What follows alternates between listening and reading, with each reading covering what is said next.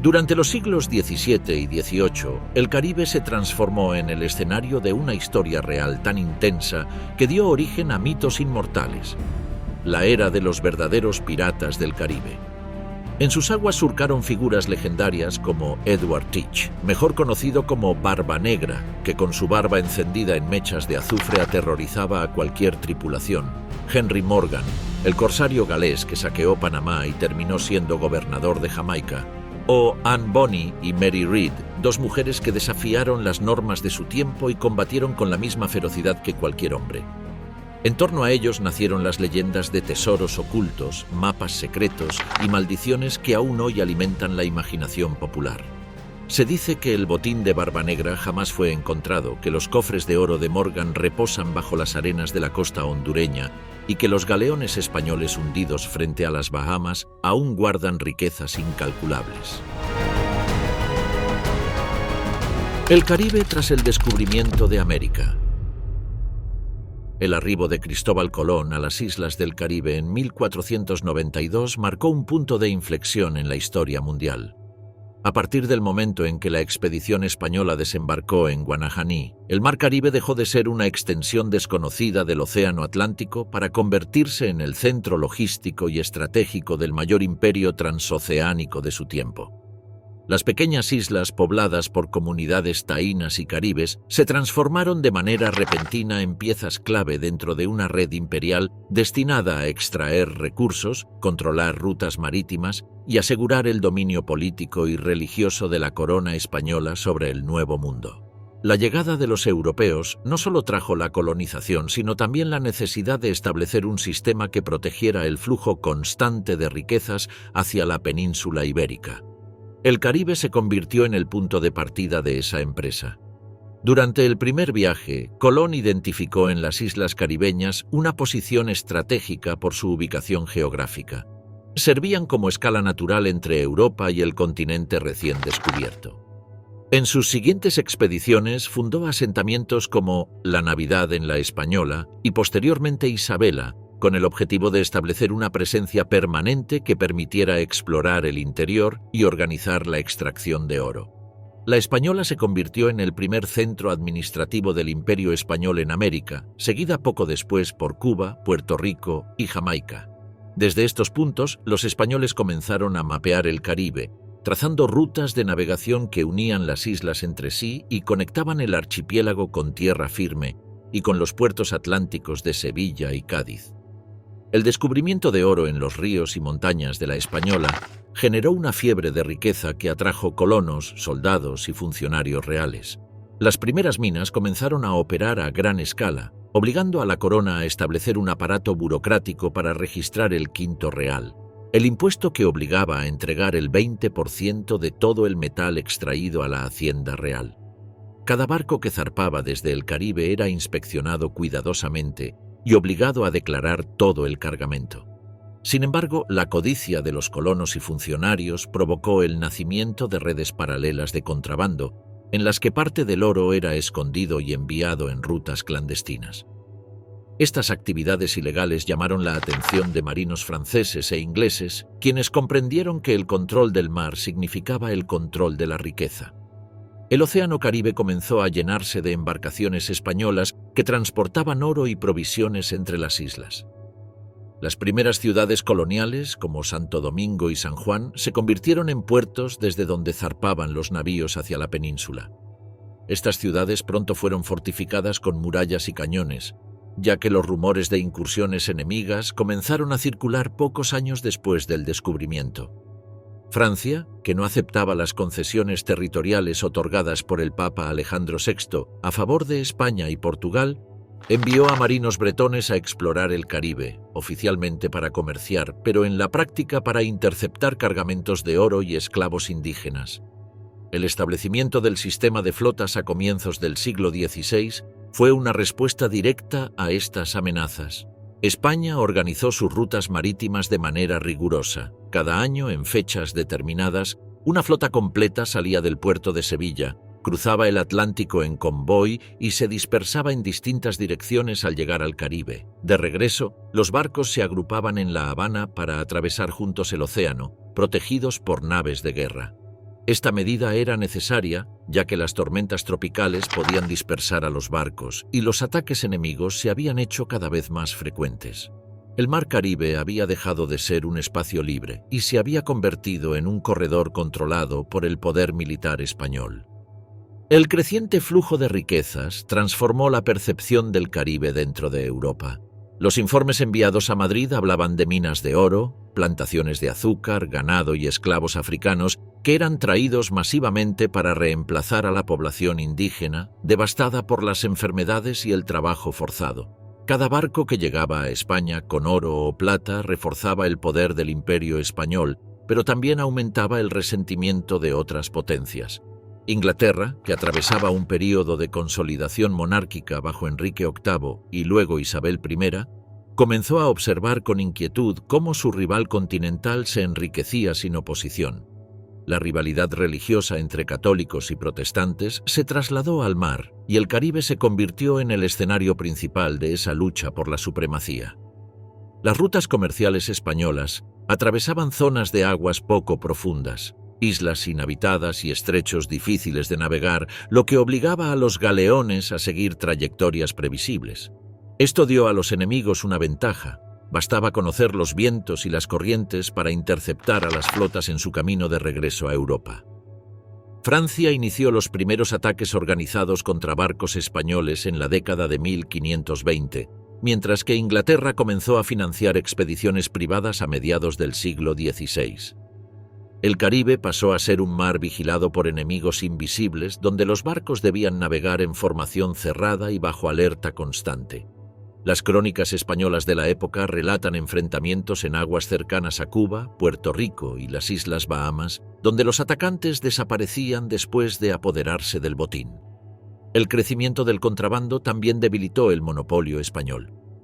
Colonos españoles comenzaron a comerciar clandestinamente con franceses e ingleses, entregando ganado, cueros y azúcar a cambio de productos europeos más baratos que los enviados desde Sevilla. Esto no solo minó la autoridad imperial, sino que permitió a las potencias rivales establecer redes de inteligencia dentro del Caribe.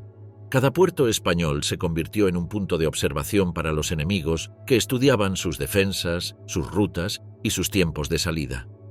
El Mar Caribe, que al inicio del siglo XVI era un mar casi exclusivo de España, se transformó rápidamente en un espacio multilateral donde convergían comerciantes legales, corsarios ilegales, colonos desesperados y reinos en competencia directa por la supremacía oceánica.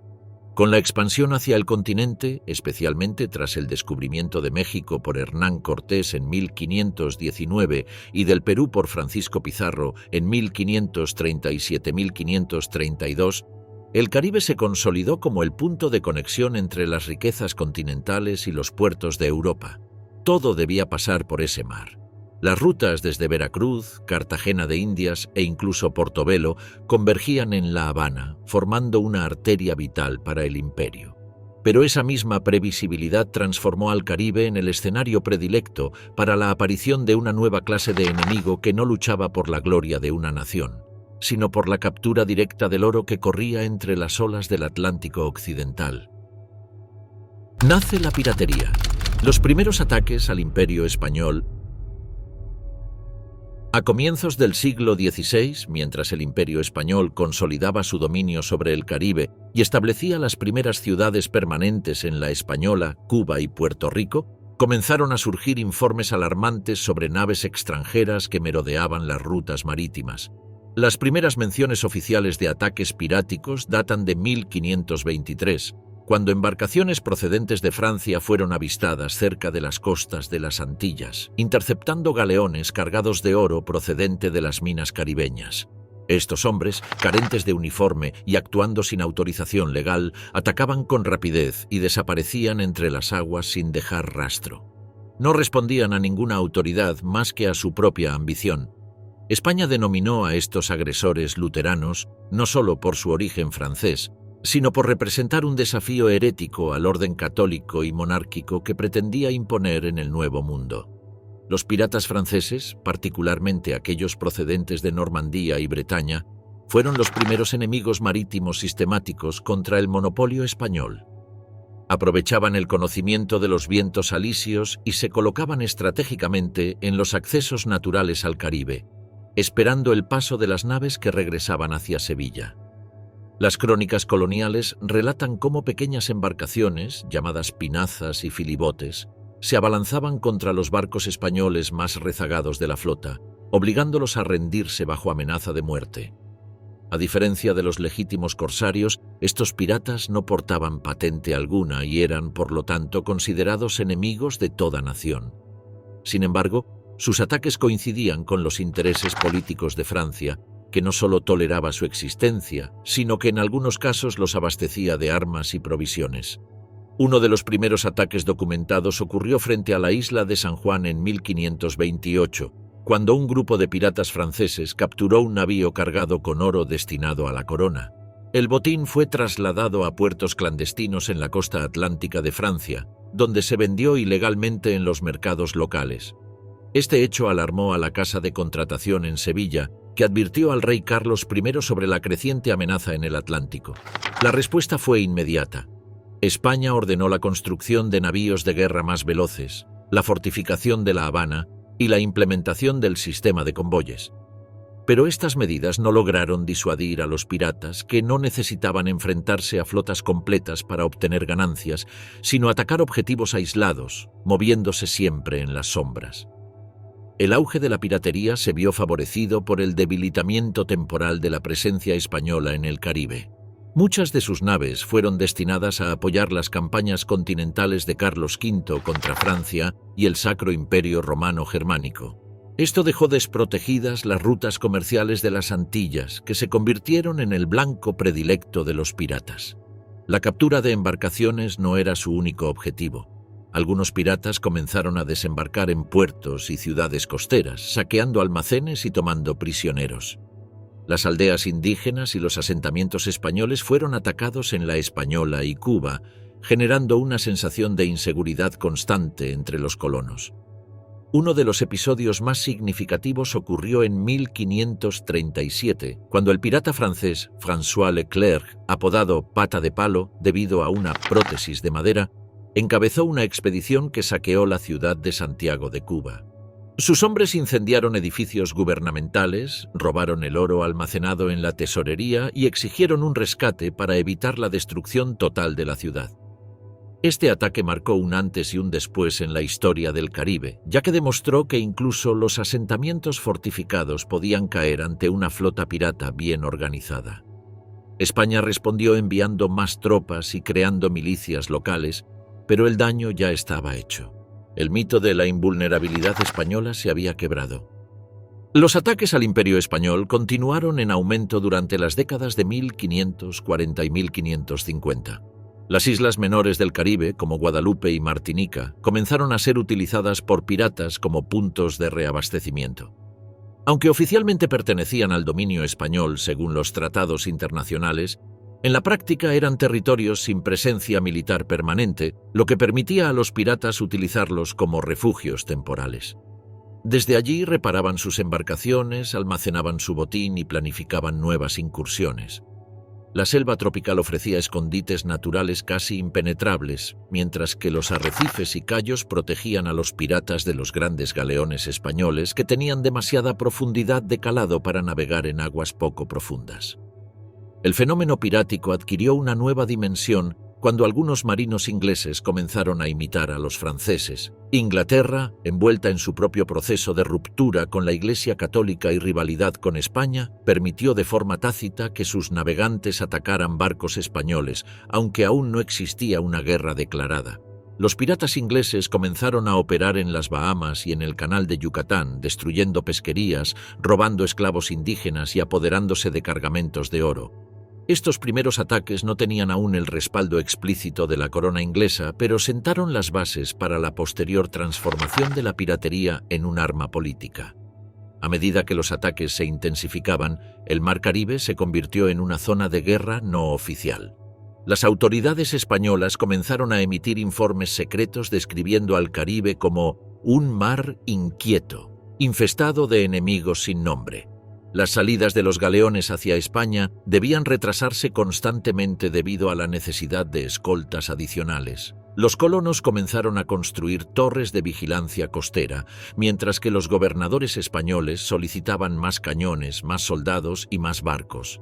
El Imperio español comprendía que el problema no se limitaba a simples bandidos del mar. Se estaba gestando un conflicto global por el control de las rutas comerciales, en el que los piratas eran solo la primera avanzadilla de un asalto imperial más profundo.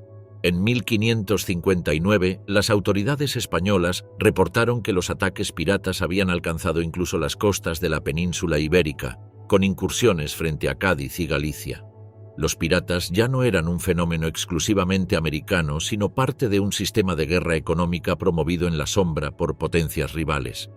Los primeros piratas del Caribe habían nacido, no como figuras legendarias ni como rebeldes románticos, sino como agentes del caos geopolítico dispuestos a saquear los tesoros del imperio más poderoso del mundo antes de que llegaran a puerto seguro.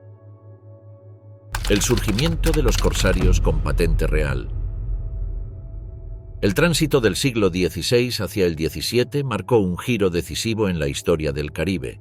La piratería dejó de ser un fenómeno clandestino para transformarse en una herramienta estratégica de las coronas europeas. Las hostilidades entre España, Inglaterra y Francia habían crecido al punto de que atacar el comercio marítimo se consideró una forma legítima de debilitar al enemigo sin necesidad de declarar una guerra formal. En ese contexto surgieron los corsarios marinos que operaban con una patente o carta de corso otorgada por su respectivo monarca, la cual les permitía capturar y saquear barcos enemigos en nombre de la corona.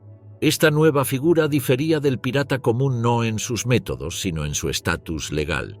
Sus acciones estaban amparadas por un documento oficial que convertía el robo en acto patriótico y el botín en ingreso fiscal. Inglaterra fue el primer reino en comprender el potencial de esta táctica. Durante el reinado de Isabel I, la rivalidad con España alcanzó niveles críticos.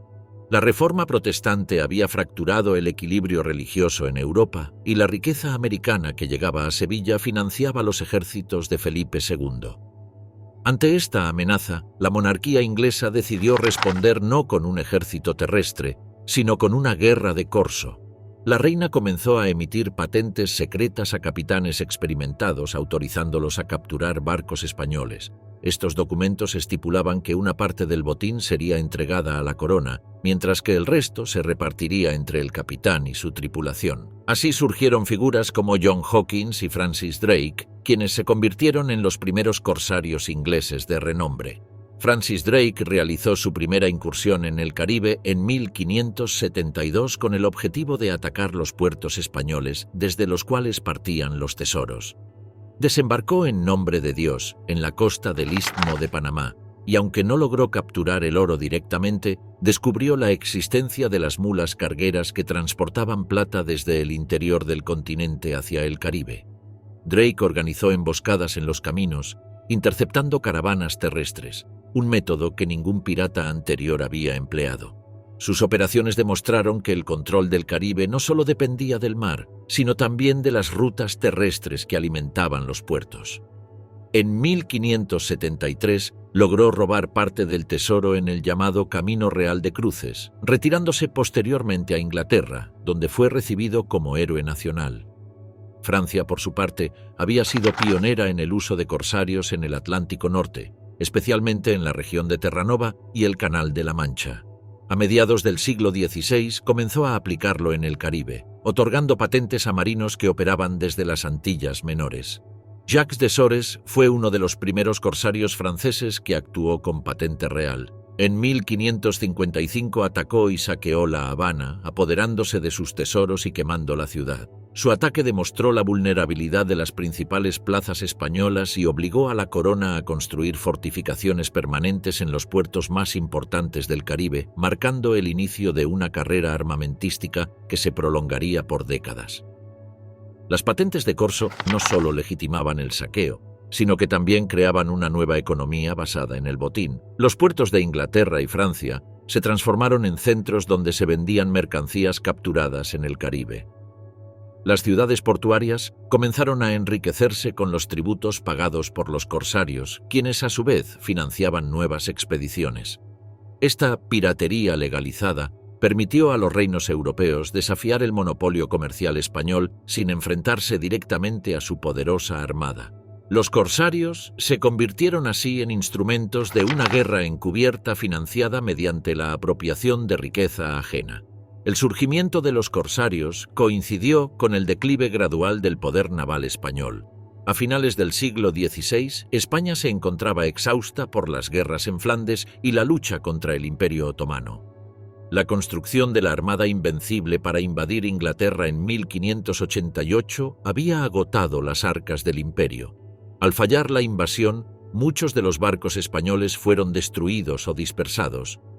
La pérdida de la Armada Invencible marcó un punto de inflexión en el control marítimo del Atlántico. Los corsarios ingleses aprovecharon esta debilidad para intensificar sus ataques, logrando capturar galeones y obtener grandes cantidades de oro y plata sin enfrentar una resistencia significativa. En el Caribe, el corso dio lugar a una nueva organización social en el mar. Las tripulaciones elegían a sus capitanes mediante votación y establecían repartos equitativos del botín. Aunque luchaban en nombre de reyes y reinas, su vida cotidiana se regía por normas internas basadas en la igualdad relativa entre los miembros de la tripulación. Esta estructura democrática fue una de las características más distintivas del fenómeno corsario y sentó las bases para la organización de los futuros bucaneros. Los corsarios operaban desde refugios en islas como Barbados, Martinica y Tortuga, donde podían reparar sus naves y reclutar nuevos hombres. Estos enclaves se transformaron en comunidades semi-independientes que desafiaban la autoridad de las potencias europeas.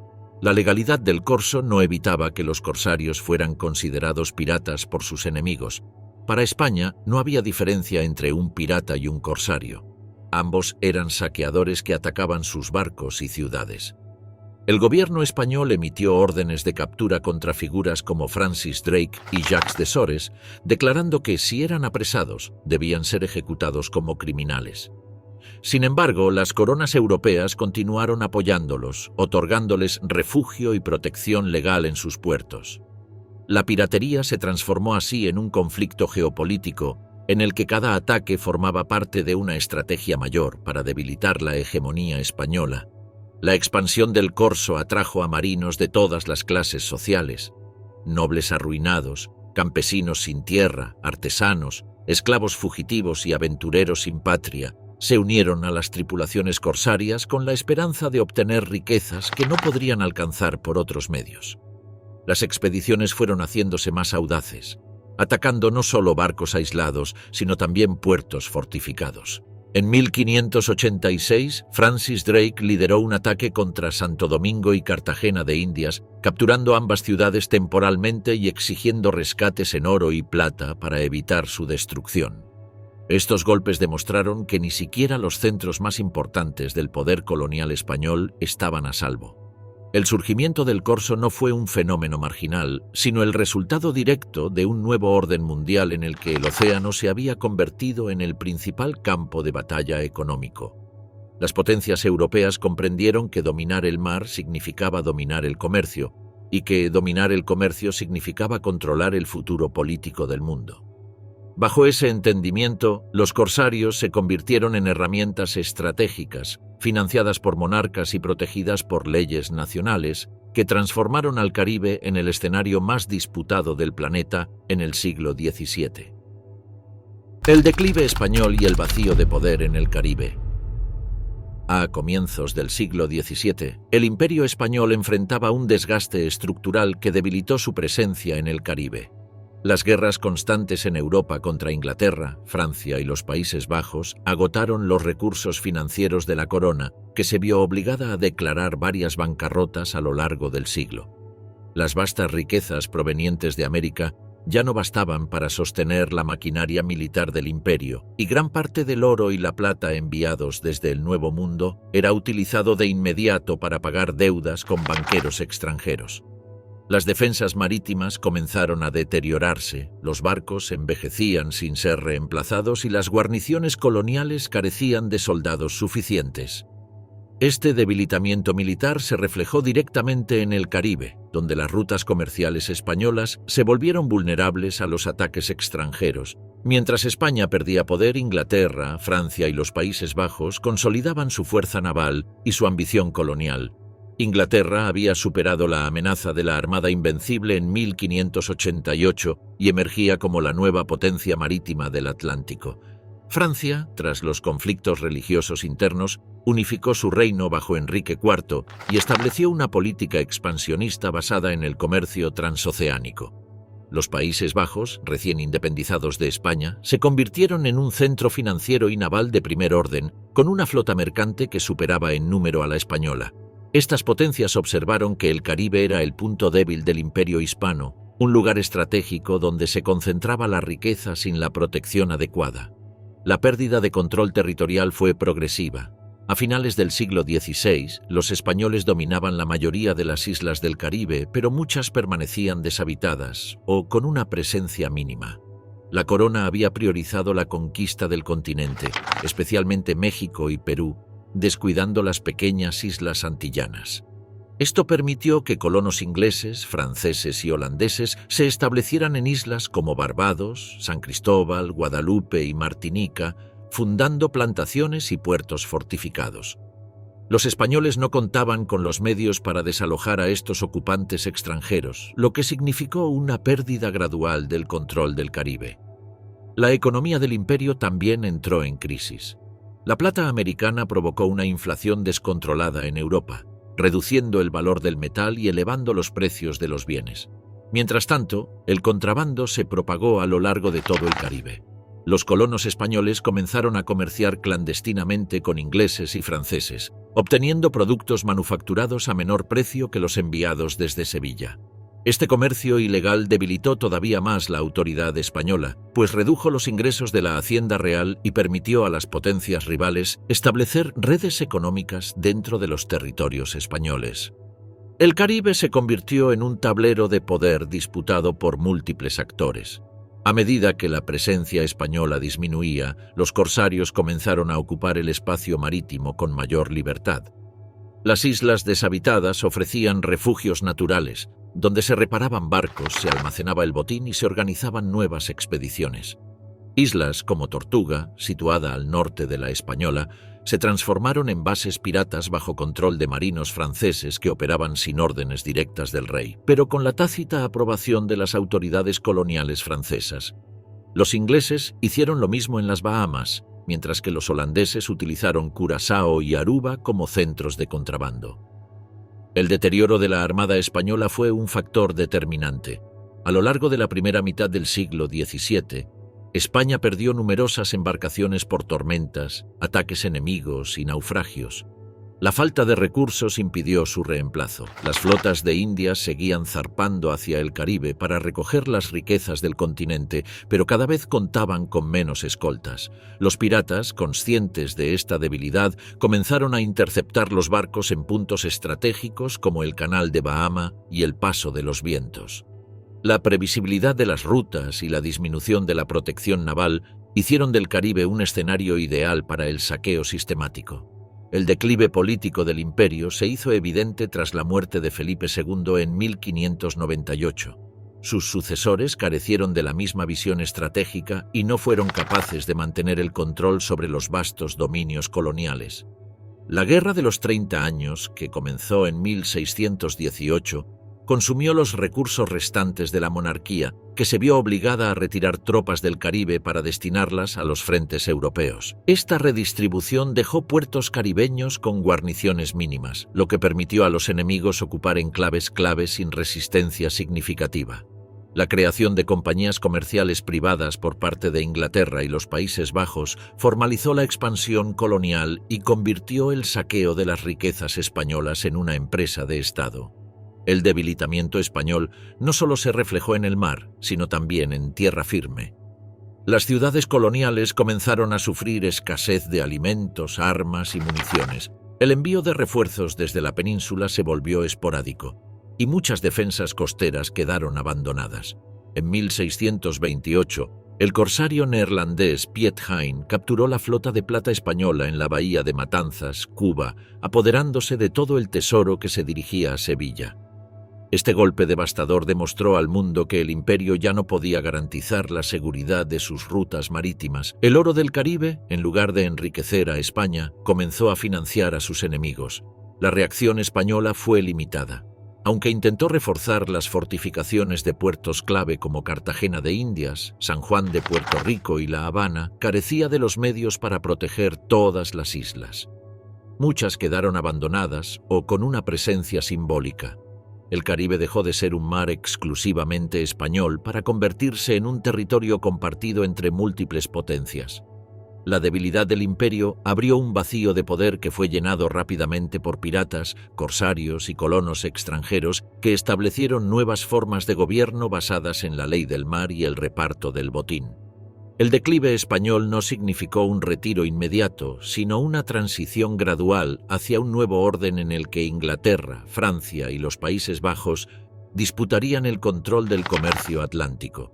El Caribe se transformó en el escenario central de esta rivalidad imperial, un espacio donde el oro, la plata y el azúcar circulaban junto a cañones y banderas extranjeras, mientras los piratas emergían como los beneficiarios directos del colapso del monopolio marítimo español. El nacimiento de los bucaneros y filibusteros. A mediados del siglo XVII surgió en el Caribe una nueva clase de hombres libres, ajenos a cualquier imperio, que vivían al margen de la ley en islas olvidadas por las potencias europeas. Eran los bucaneros, cuyo origen se remonta a los cazadores franceses que se asentaron en la parte occidental de la Española y en la isla de Tortuga. El término bucanero proviene del francés boucan, que hacía referencia a una técnica indígena de ahumar carne sobre parrillas de madera. Estos hombres, en su mayoría fugitivos, soldados desertores y aventureros sin tierra, cazaban ganado salvaje y vendían carne curada a los barcos que cruzaban el Caribe. Aunque al principio su actividad era comercial, su aislamiento y constante enfrentamiento con las autoridades españolas los empujó hacia la piratería. España consideraba ilegales sus asentamientos y en repetidas ocasiones envió tropas para expulsarlos. Cada intento de expulsión fortalecía la resistencia bucanera y consolidaba su identidad como enemigos del imperio. Los bucaneros establecieron su base principal en la isla de Tortuga, situada al noroeste de la Española. La isla ofrecía una defensa natural con acantilados escarpados y bahías profundas donde los barcos podían esconderse. Allí formaron comunidades autogobernadas en las que no existía nobleza ni jerarquía social. Las decisiones se tomaban colectivamente y la riqueza se distribuía equitativamente tras cada expedición. Este modelo social, sin precedentes en el mundo colonial, atrajo a marinos ingleses y neerlandeses que también habían sido expulsados por los españoles. Tortuga se convirtió en el primer centro pirata del Caribe, un lugar donde hombres de diferentes nacionalidades convivían bajo un mismo código: atacar el poder español y repartirse el botín sin intervención de ningún rey. Con el tiempo, los bucaneros abandonaron la caza terrestre y se adentraron en el mar. Transformaron embarcaciones pequeñas en naves rápidas, capaces de navegar por aguas poco profundas y escapar de los galeones españoles. Estas embarcaciones, llamadas balandras y pinazas, podían moverse con gran agilidad entre los cayos y arrecifes del Caribe.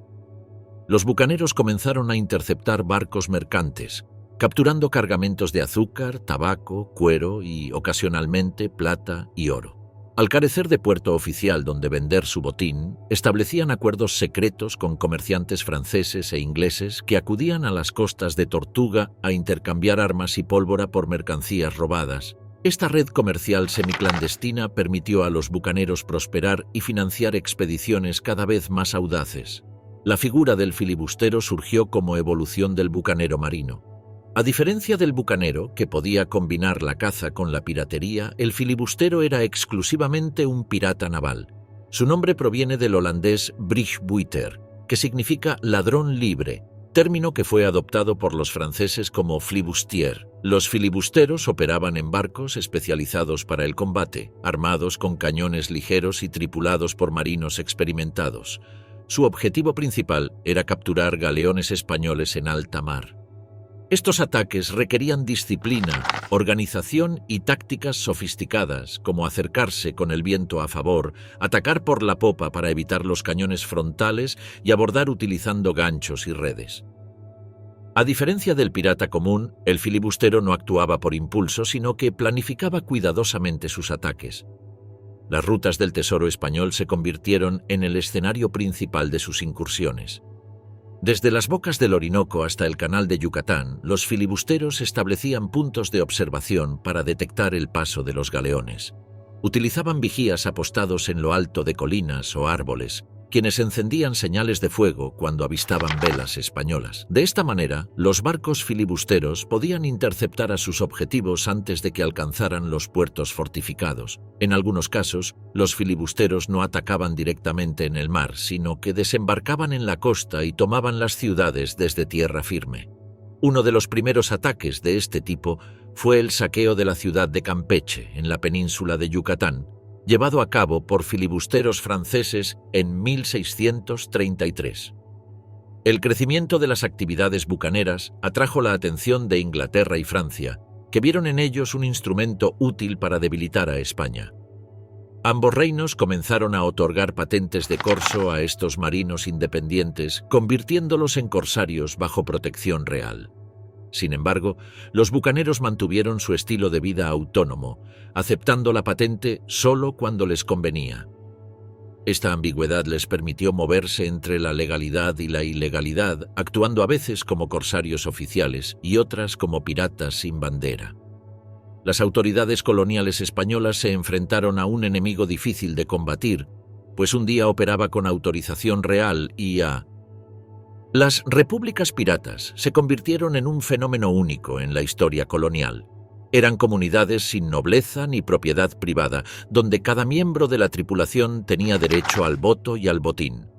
La igualdad relativa que existía a bordo de los barcos contrastaba con la rígida sociedad estamental europea. Los capitanes eran elegidos democráticamente y podían ser destituidos si perdían la confianza de la tripulación. Estas normas fomentaban la lealtad entre los piratas y aumentaban la eficacia de sus acciones.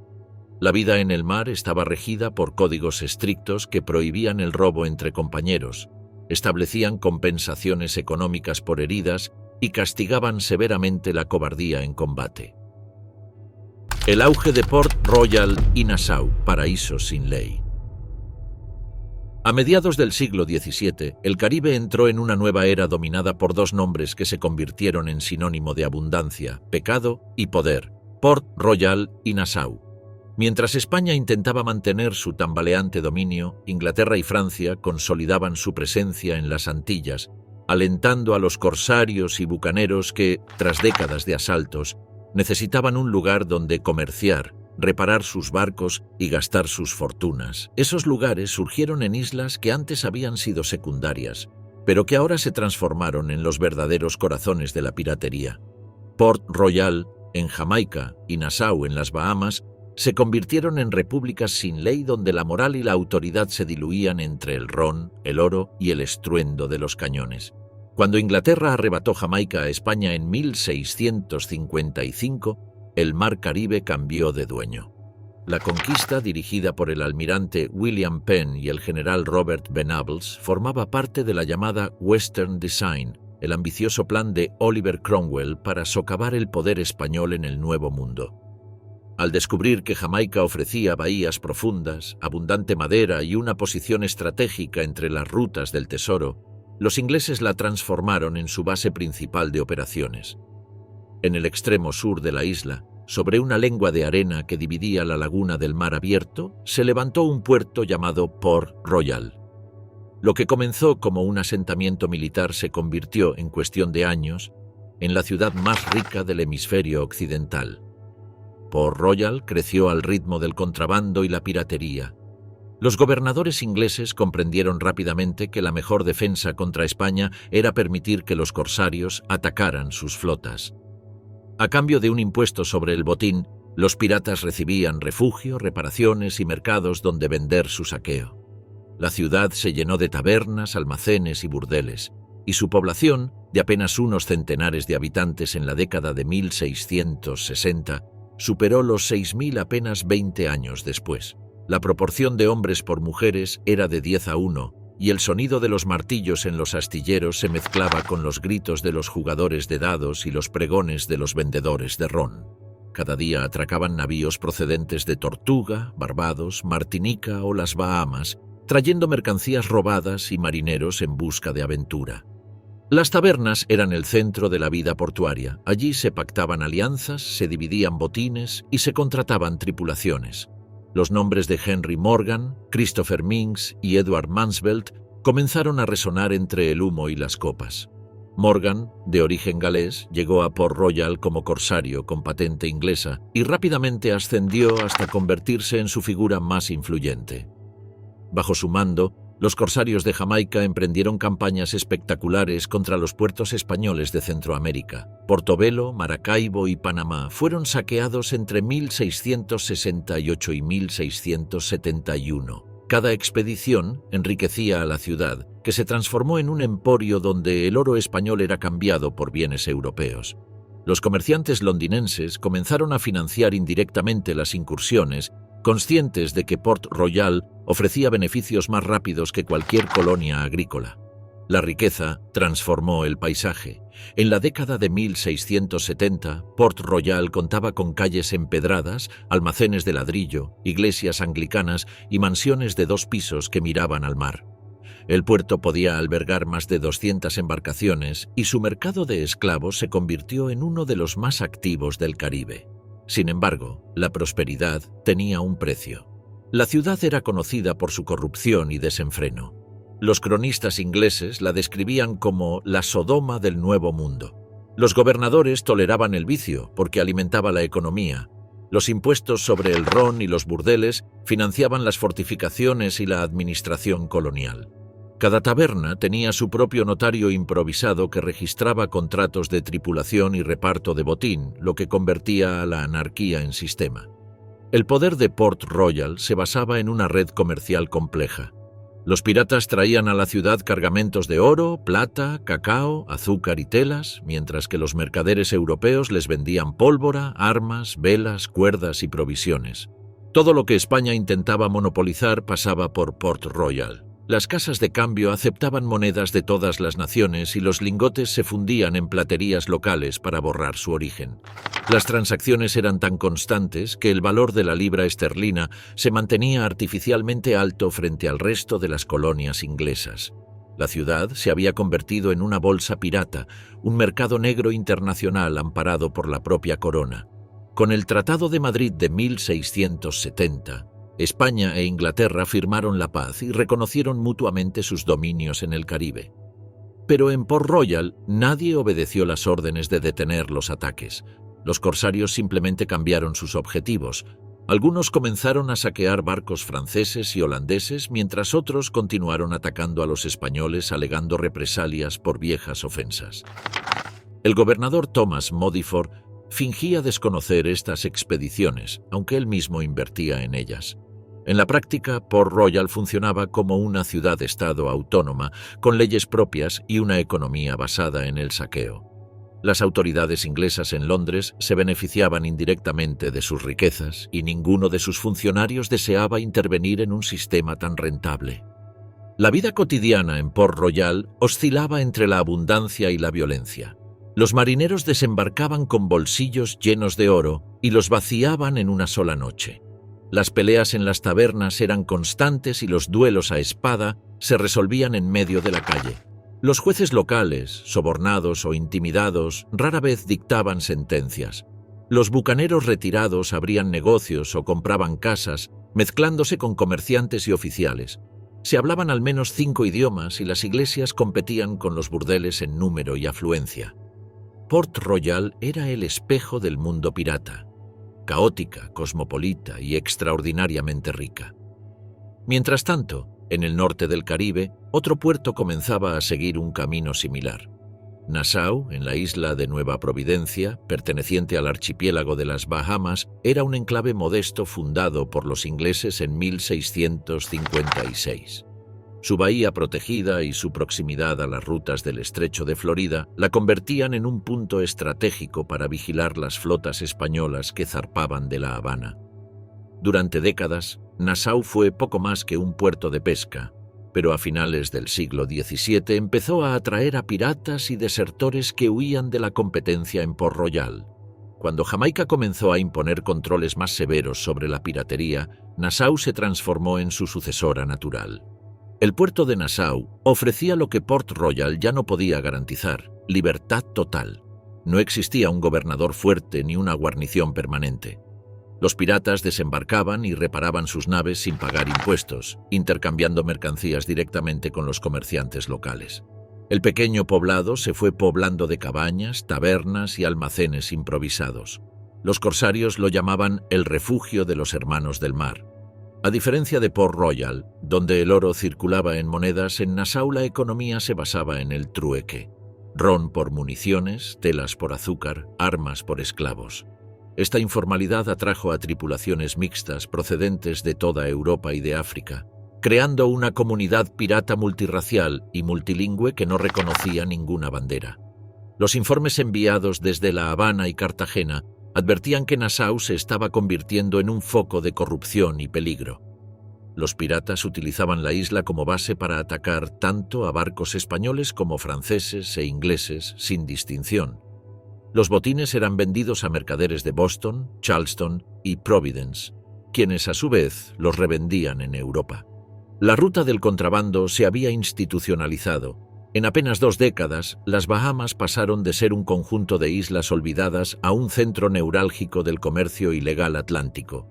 Los piratas no solo dominaban el mar, controlaban la economía y la información.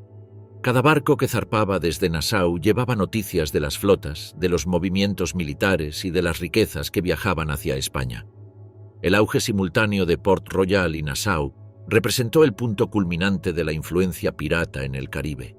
Ninguna otra región del mundo concentró tanta riqueza proveniente del saqueo en tan poco tiempo. Desde ambas ciudades se coordinaban ataques, se repartían botines y se definían alianzas entre capitanes. Las tripulaciones se mezclaban y los códigos piratas se unificaron, estableciendo normas sobre disciplina, compensaciones y reparto de ganancias que influirían en todas las bandas del Atlántico. En las tabernas se discutía sobre rutas, sobre barcos enemigos y sobre la conveniencia de aceptar o no las nuevas patentes de corso ofrecidas por los gobernadores. El mar Caribe, por primera vez, tenía un doble corazón pirata latiendo entre Jamaica y las Bahamas. En los años finales del siglo XVII, Port Royal era conocida como la ciudad más rica y más malvada del mundo. Sus muelles estaban repletos de navíos y sus calles rebosaban de oro. Nassau, por su parte, se preparaba para recibir a una nueva generación de piratas que pronto convertirían sus arenas en refugio y su bahía en territorio libre. El Caribe había alcanzado el punto más alto de su anarquía marítima y los imperios europeos observaban, impotentes, cómo sus propias colonias se transformaban en reinos de libertad y violencia bajo la bandera negra del botín. El código pirata y la vida en el mar. Con el auge de Port Royal y Nassau, la piratería caribeña alcanzó tal magnitud que ya no podía sostenerse únicamente como una actividad individual o espontánea. Los capitanes necesitaban mantener el orden, evitar motines y garantizar que cada hombre recibiera una parte justa del botín.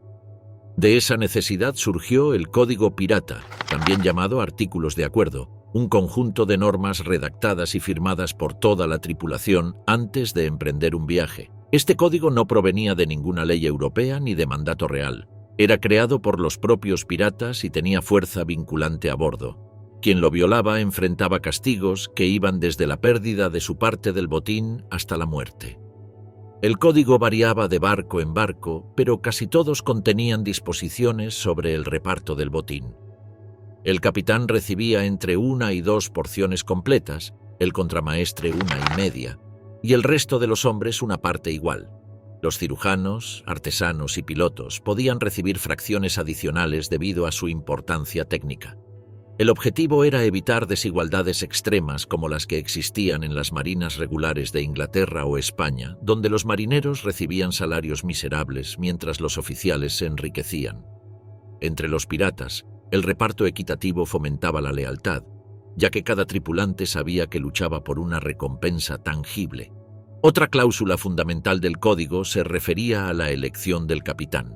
A diferencia de las marinas estatales, donde los oficiales eran designados por la corona o por título nobiliario, en un barco pirata el capitán era elegido por voto mayoritario. Su autoridad en combate era absoluta, pero fuera de él debía someterse a la voluntad de la tripulación. Si un capitán mostraba cobardía, era acusado de favoritismo o demostraba incapacidad estratégica, podía ser destituido en cualquier momento. La democracia a bordo era estricta y directa. Cada pirata tenía derecho a voz y voto en los asuntos del barco. Esto convertía a las embarcaciones piratas en microrepúblicas flotantes regidas por la ley del consenso. El código también regulaba el comportamiento personal. Estaba prohibido robar a un compañero, desertar durante un combate o esconder parte del botín. Las riñas a bordo debían resolverse mediante duelo controlado, generalmente en tierra firme, utilizando pistolas descargadas salvo una bala. Si un pirata era herido en combate, el código establecía compensaciones económicas claras. Por pérdida de una pierna, se otorgaba 800 pesos de plata, por un brazo 600, por un ojo o un dedo entre 100 y 150. Estas compensaciones eran pagadas con el botín común antes de repartirlo entre los miembros. De esta forma, la vida y el sacrificio del combatiente tenían un valor económico aceptado por todos. La disciplina a bordo era estricta. Aunque los piratas gozaban de libertades inexistentes en las flotas reales, también se enfrentaban a castigos severos si quebrantaban las reglas. Quien era sorprendido robando del botín común podía ser marooned, es decir, abandonado en una isla desierta con una pistola y una bala para que eligiera entre morir de hambre o pegarse un tiro. Otros castigos incluían el latigazo, la pérdida de raciones o la reducción de la parte asignada en el reparto. Estas medidas no buscaban humillar, sino preservar la supervivencia del grupo en un entorno hostil donde la traición podía significar el fin de todos. La vida a bordo estaba marcada por la rutina y el peligro. Los días comenzaban con el izado de la bandera negra o roja, según la misión. Cada hombre tenía un puesto asignado: vigía en el palo mayor, artillero en la cubierta de cañones, carpintero en la bodega, cocinero en la popa. Las guardias se organizaban en turnos de 4 horas y el castigo por quedarse dormido era perder la parte del botín del próximo ataque. El alimento consistía en carne salada, galletas duras infestadas de gorgojos, agua racionada y ron mezclado con limón para prevenir el escorbuto. Las enfermedades eran comunes, especialmente infecciones dentales, fiebres tropicales y heridas mal curadas. El cirujano, si lo había, era uno de los hombres más respetados, pues de su pericia dependía la vida de la tripulación. El ocio también tenía reglas. Los juegos de azar estaban permitidos siempre que no se utilizara oro del botín. Los piratas podían apostar ropa, tabaco o ron. La música era habitual, con tambores, violines y gaitas que acompañaban los cantos marineros. Los muertos eran arrojados al mar envueltos en una vela, a veces con un último trago de ron derramado en su nombre. A pesar de su reputación feroz, los piratas mantenían rituales colectivos que reforzaban el sentido de hermandad. Muchos barcos incluían en su código un juramento de lealtad mutua, comprometiéndose a rescatar a un compañero capturado y a vengar su muerte. El código pirata también regulaba la relación con los prisioneros. Si un barco enemigo se rendía sin luchar, la tripulación era generalmente perdonada y puesta en tierra. Pero si ofrecía resistencia, los piratas podían ejecutar a los oficiales o lanzarlos por la borda. El código establecía que la crueldad gratuita era innecesaria porque generaba resistencia en futuros objetivos. El objetivo principal era capturar el botín, no aterrorizar por placer. Sin embargo, algunos capitanes hicieron del terror una estrategia psicológica, como Barba Negra, quien colocaba mechas encendidas bajo su sombrero para crear una imagen demoníaca y lograba rendiciones sin disparar un solo tiro. Para muchos hombres, la vida pirata era preferible a la servidumbre en los barcos estatales. En la Marina Británica, los marineros podían ser reclutados a la fuerza mediante la prensa naval, obligados a servir sin pago garantizado y sometidos a castigos corporales. En cambio, un barco pirata ofrecía igualdad, participación en las decisiones y la posibilidad de obtener una fortuna en una sola expedición. Este atractivo hizo que numerosos marinos desertaran para unirse a la piratería, lo que llevó a las coronas europeas a considerar el fenómeno como una amenaza directa a su autoridad naval. La adopción del Código Pirata permitió que tripulaciones formadas por hombres de diversas nacionalidades, lenguas y religiones funcionaran como unidades militares altamente coordinadas. La ley del mar que ellos mismos crearon estableció un orden interno que les permitió desafiar a imperios enteros. El código no solo regulaba el comportamiento, era la base de una sociedad alternativa flotante donde la lealtad se medía en combate, el valor se recompensaba con oro y la autoridad se ganaba no por sangre noble, sino por la fuerza de la voluntad y el respeto colectivo. Samuel Bellamy, conocido como Black Sam, destacó por su estilo de liderazgo igualitario. Fue uno de los piratas más exitosos en términos económicos, capturando más de 50 barcos en un solo año. A diferencia de otros capitanes, trataba a sus prisioneros con respeto, lo que le valió el apodo de «El Príncipe de los Piratas». Su barco, el Waidag Galley, se convirtió en símbolo de la riqueza pirata tras capturar un enorme cargamento de oro y esclavos en 1717. Bellamy murió poco después en un naufragio frente a las costas de Massachusetts, pero su legado persistió como ejemplo de la transición de la piratería desde el Caribe hacia el Atlántico Norte. Charles Vane simbolizó el espíritu indomable y anárquico de esta época, rechazaba cualquier acuerdo de perdón ofrecido por los gobernadores coloniales y atacaba incluso barcos ingleses. Su carácter violento y su rechazo a toda forma de autoridad lo convirtieron en un enemigo tanto de los imperios como de otros piratas que aceptaban pactos con Inglaterra. Vane operó principalmente desde Nassau, que para 1715 se había convertido en una auténtica república pirata. La ciudad funcionaba sin gobernador formal, gobernada de facto por una hermandad de capitanes que compartían botines, emitían sus propios reglamentos y decidían colectivamente sus objetivos. La presencia de mujeres piratas también marcó esta edad dorada. Anne Bonny y Mary Read se unieron a la tripulación de Calico Jack Rackham, operando en el Caribe central y asaltando barcos mercantes con igual ferocidad que sus compañeros masculinos. Bonny, nacida en Irlanda, había escapado de un matrimonio concertado y se refugió en Nassau, donde conoció a Rackham. Mary Read, criada disfrazada de hombre para acceder a la herencia de su hermano fallecido, se unió a los piratas tras servir en ejércitos europeos. Ambas mujeres combatieron encubierta durante los abordajes y participaron activamente en el reparto del botín, desafiando las normas de género de su tiempo. Su presencia estaba legitimada por el Código Pirata, que valoraba la fuerza y la lealtad por encima del origen o el sexo. El corazón de la Edad Dorada no se limitaba a figuras individuales, sino a una estructura naval pirata que dominaba grandes extensiones marítimas. Desde Nassau se controlaban los accesos al estrecho de Florida, paso obligado de la flota española. Desde Port Royal se vigilaban las rutas hacia Centroamérica y el Golfo de México. Los piratas empleaban tácticas de emboscada, ocultando sus barcos en bahías y detrás de arrecifes. Utilizaban señales de fuego para comunicarse entre islas y mantenían espías en puertos coloniales para conocer los movimientos de las flotas. La piratería se convirtió en un sistema logístico coordinado, capaz de desafiar a los imperios con precisión y eficacia. La expansión del comercio de esclavos y la economía del azúcar aumentaron el tráfico marítimo, brindando más objetivos para los piratas. Los barcos negreros, cargados de bienes europeos en su viaje de ida y de esclavos africanos en su regreso, eran presas fáciles. Los piratas liberaban a muchos esclavos, ofreciéndoles un lugar en sus tripulaciones a cambio de libertad.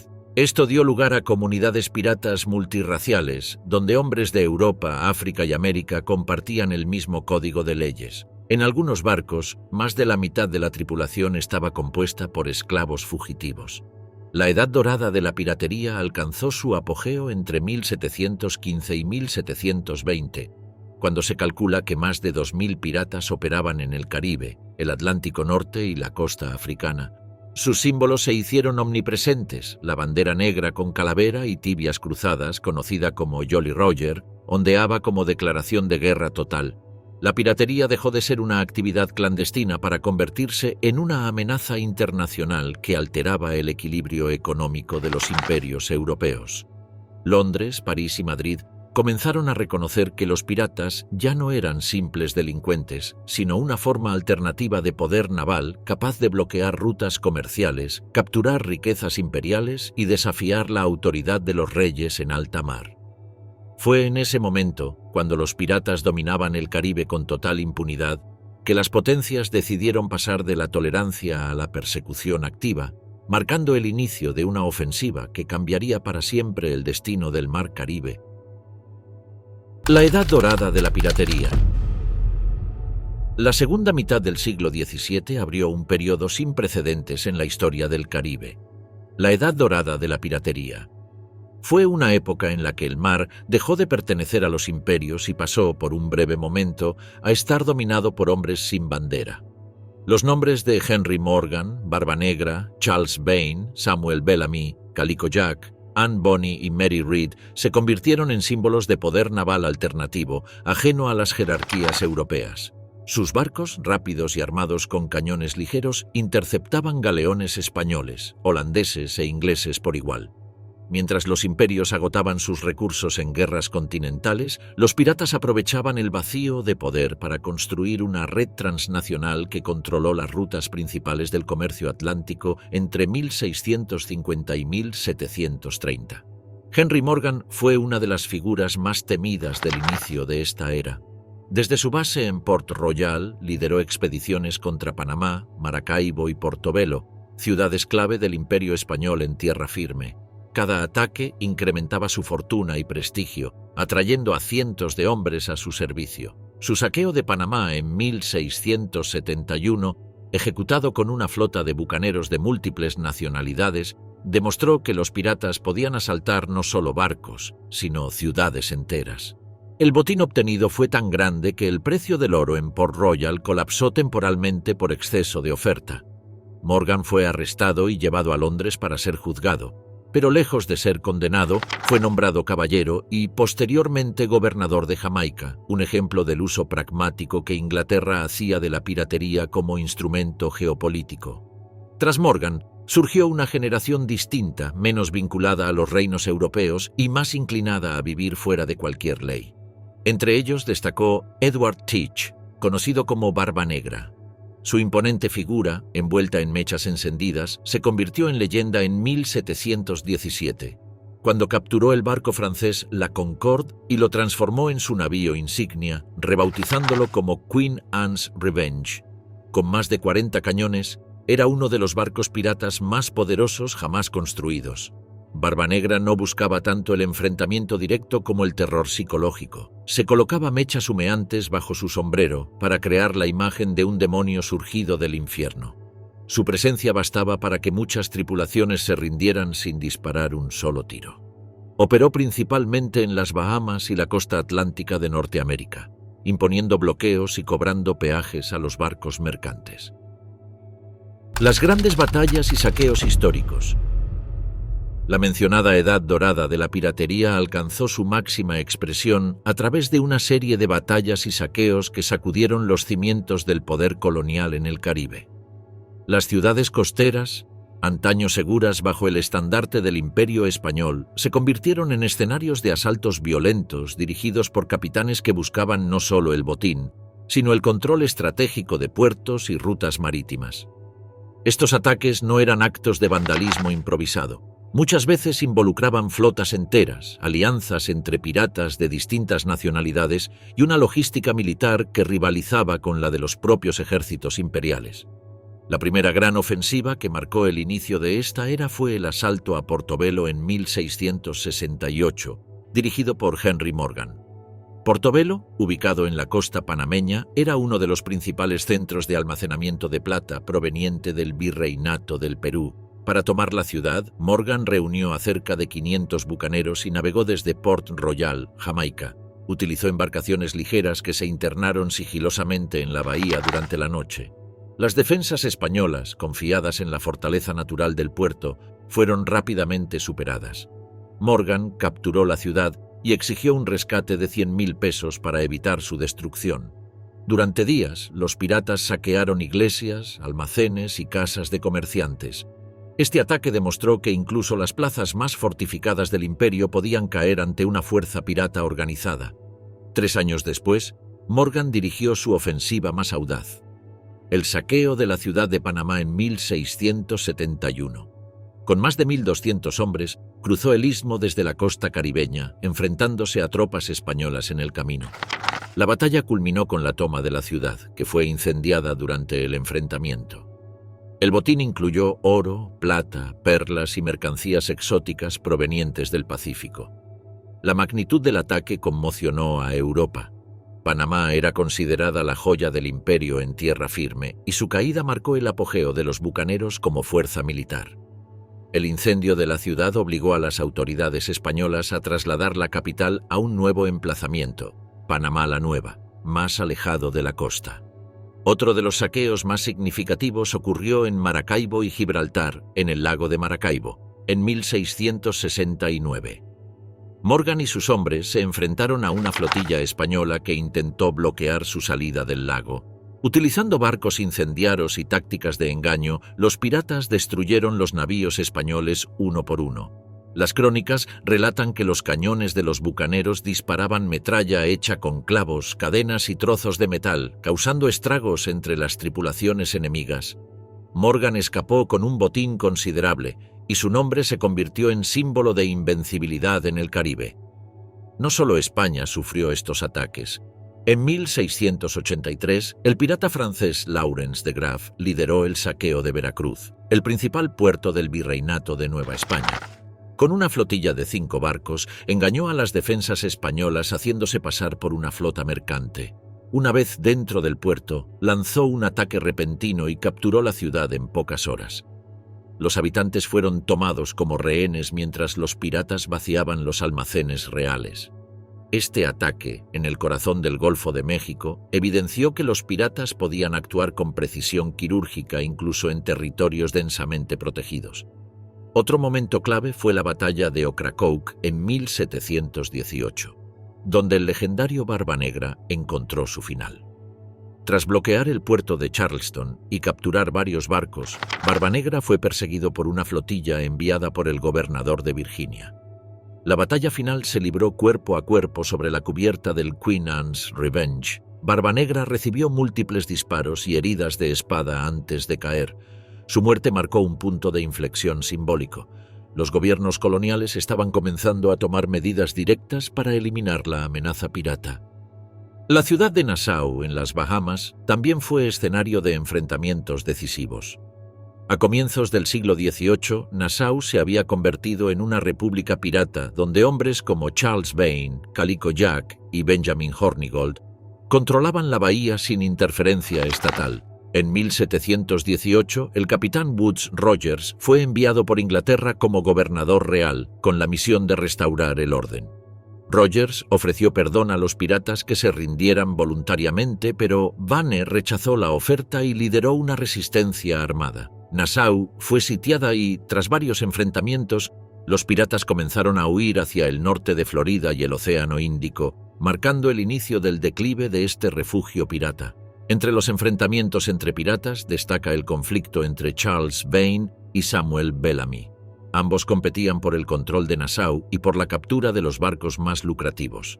Vane, más agresivo y reacio a aceptar autoridades, fue finalmente depuesto por su tripulación, que eligió a Bellamy como nuevo capitán. Este episodio demuestra cómo incluso en el mundo pirata existían luchas internas por el poder y cómo la democracia a bordo podía cambiar el rumbo de una embarcación entera. Las batallas no se limitaban a las ciudades y flotas principales.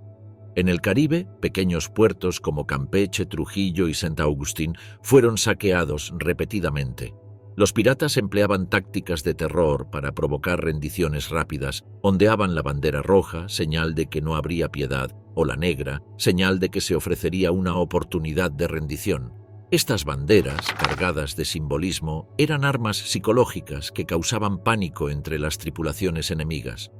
Los saqueos históricos no solo generaron riqueza, sino que alteraron la geopolítica del Caribe. España se vio obligada a militarizar sus rutas marítimas, construir fortalezas y reorganizar sus flotas.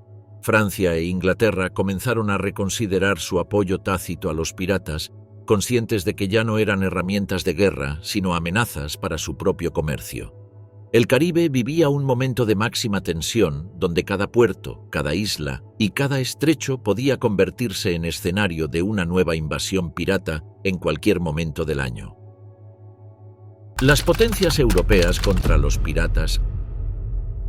A comienzos del siglo XVIII, las potencias europeas pasaron de la tolerancia hacia la piratería a la persecución activa. Lo que durante décadas había sido un instrumento de guerra económica contra España, se había convertido ahora en un problema estratégico para todos los imperios. Inglaterra, Francia y los Países Bajos habían consolidado sus colonias en el Caribe, estableciendo plantaciones de azúcar, tabaco y añil que dependían de un comercio marítimo estable.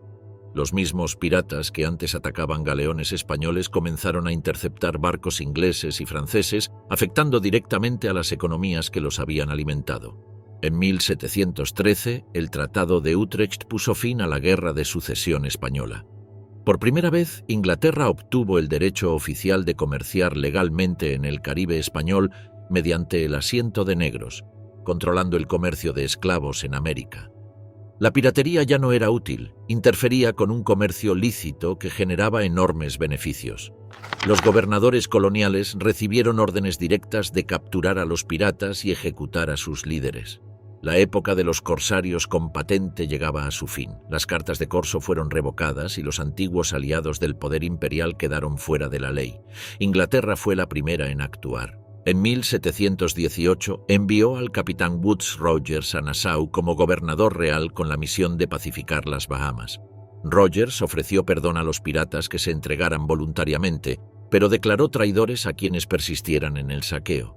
Muchos aceptaron la amnistía, entre ellos Benjamin Hornigold, antiguo capitán pirata que se convirtió en cazador de sus antiguos compañeros. Sin embargo, piratas como Charles Vane y Barbanegra rechazaron el perdón y fueron perseguidos.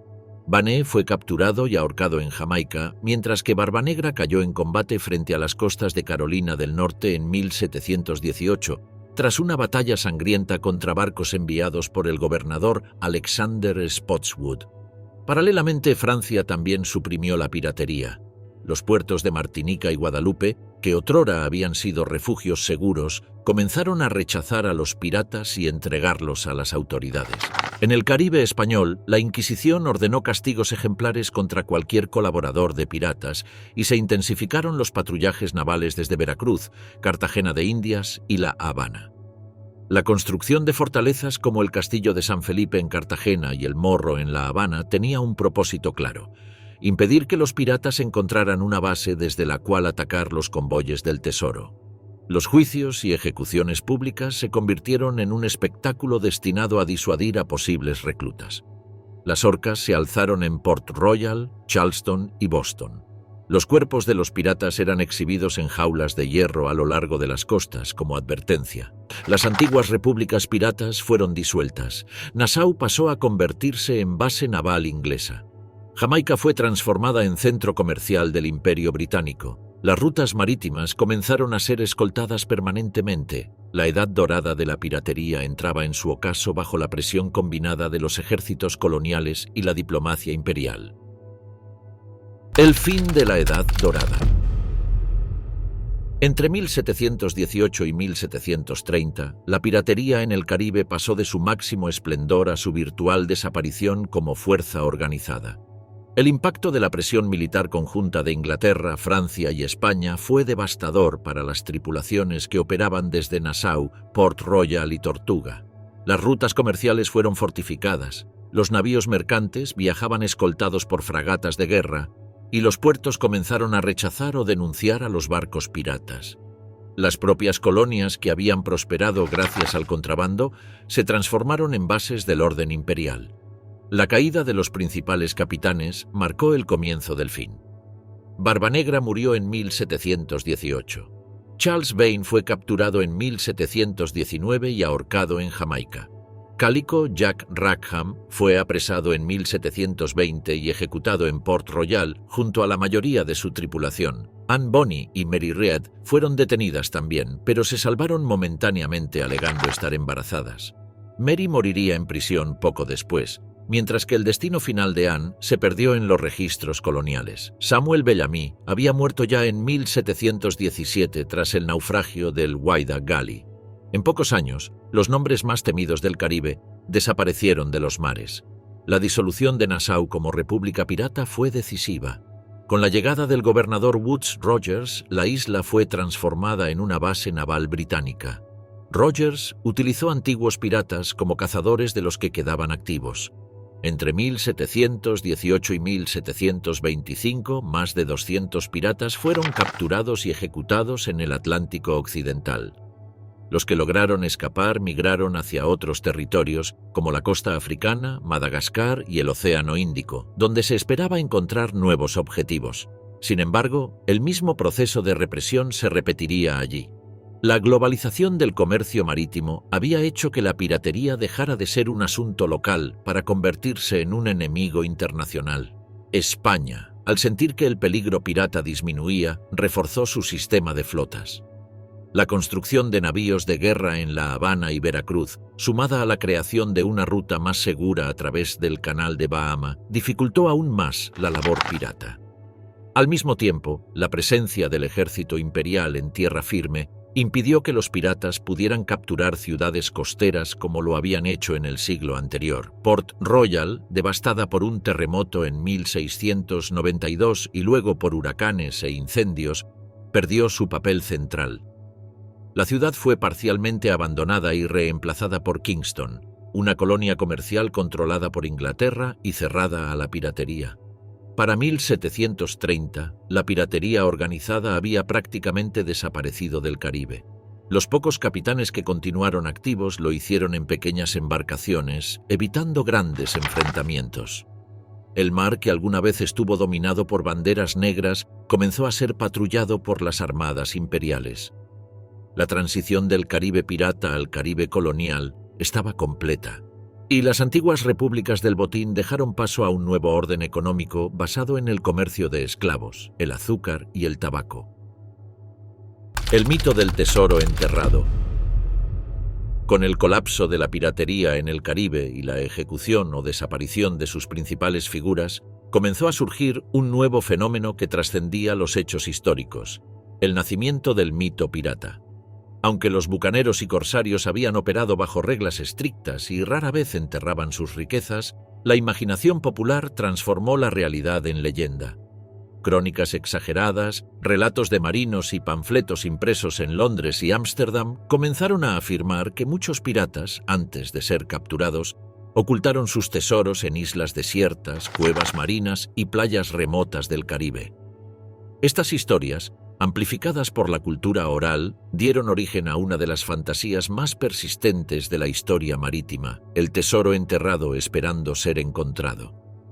La figura más citada en estos relatos fue William Kidd, un capitán escocés que comenzó como cazador de piratas con patente inglesa, pero terminó acusado de convertirse en pirata él mismo. Antes de su captura en 1699, se dijo que ocultó un inmenso tesoro en alguna parte de las Indias Occidentales. Aunque parte del oro fue hallado en la isla Gardiners, frente a la costa de Nueva York, el resto nunca fue encontrado. Este hecho real alimentó la creencia de que otros capitanes, como Barbanegra o Bellamy, habían enterrado sus botines en lugares secretos, protegidos con mapas codificados. En realidad, los piratas rara vez acumulaban grandes cantidades durante largos periodos. El código pirata obligaba a repartir el botín inmediatamente tras cada captura, y la mayoría gastaba rápidamente su parte en ron, armas y provisiones. Los mapas del tesoro, tal como han sido representados en la literatura posterior, no existieron en los registros históricos de la época. Sin embargo, los rumores de islas misteriosas se intensificaron a medida que los restos de naufragios eran hallados por pescadores o comerciantes. Algunas embarcaciones hundidas durante las tormentas contenían oro procedente de la piratería o del comercio legítimo del imperio. La recuperación de monedas de plata frente a las costas de la Española, Cuba y Florida contribuyó a consolidar la idea de que el Caribe era un cementerio de riquezas sumergidas. Los restos del Whydah Galley, hundido en 1717, confirmaron siglos después que algunas fortunas piratas habían quedado atrapadas bajo las olas sin ser reclamadas por ningún imperio. La literatura del siglo XVIII transformó definitivamente la figura del pirata en un símbolo romántico. Obras como A General History of the Pirates, de 1724, atribuida al enigmático autor Charles Johnson, compilaron historias reales y ficticias de los capitanes más famosos. Este libro introdujo elementos dramáticos como discursos heroicos, mapas ocultos y tesoros perdidos. Inglaterra, que había perseguido a los piratas, comenzó a convertirlos en personajes legendarios, reflejando el paso del miedo a la nostalgia por una era en que hombres comunes habían desafiado a los imperios. El mito del tesoro enterrado simbolizó la aspiración eterna a la libertad y la riqueza al margen de la ley. Aunque la piratería caribeña terminó como fuerza histórica en el siglo XVIII, sus leyendas comenzaron a cruzar los océanos y a instalarse en la memoria colectiva, convirtiendo los arrecifes, las playas desiertas y los galeones hundidos del Caribe en escenarios perpetuos de búsqueda, misterio y ambición sin fin.